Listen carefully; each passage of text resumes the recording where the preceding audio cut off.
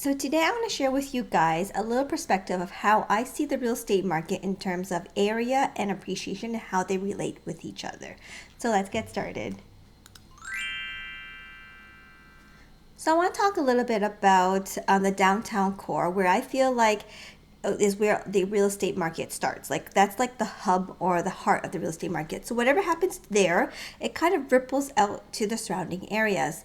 And so I've got a little diagram here that I want to share with you guys. So I feel like this point right here is, like I said, is like the downtown core, right? And then surrounding it would be like the edge of Toronto. And then I feel like this is the neighboring cities. So I guess I would say like the GTA. And then I would say this is outside GTA.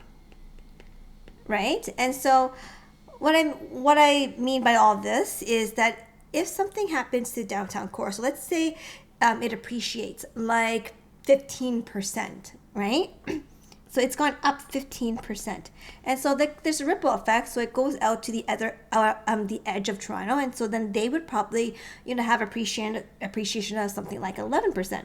Now, of course, these numbers aren't accurate. These are just kind of estimations or just kind of numbers to show you how I see the real estate market and how areas relate to each other. And of course, there are pockets that will do better or do worse, and they won't even kind of fall in this kind of guideline. But in general terms of speaking, this is how I feel like the real estate market is. And I feel like downtown Toronto has kind of like their own protection little bubble, the downtown core, that if something hits hard, it doesn't hit them as hard.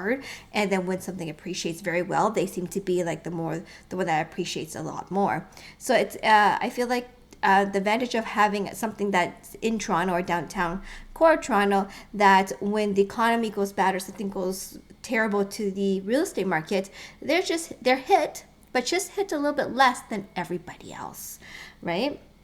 So going back to this here, so 15% going up, 11% going up. Of course, then the surrounding area, I feel like maybe they'll have like a 9 or 8% increase, and then the outside of GTA, of course, will have something like 5%, or maybe not that bad. Maybe it's like 7%.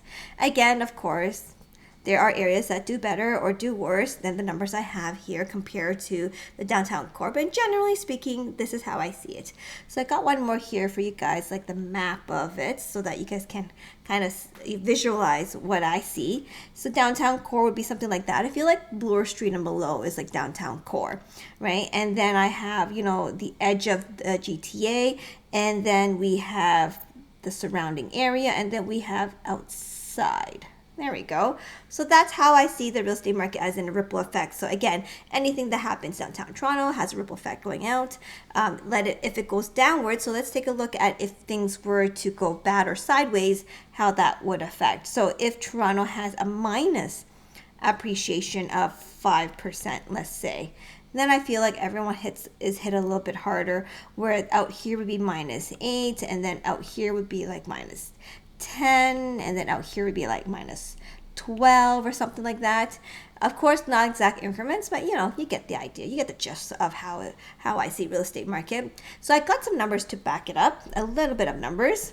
So Daniel, he tweeted on his Twitter account these numbers here. So it kind of goes in line of what I was trying to share with you guys, where as you can see, when there is kind of a hit, Toronto seems to, downtown Toronto or downtown core Toronto, and overall seems to be less hit than other places.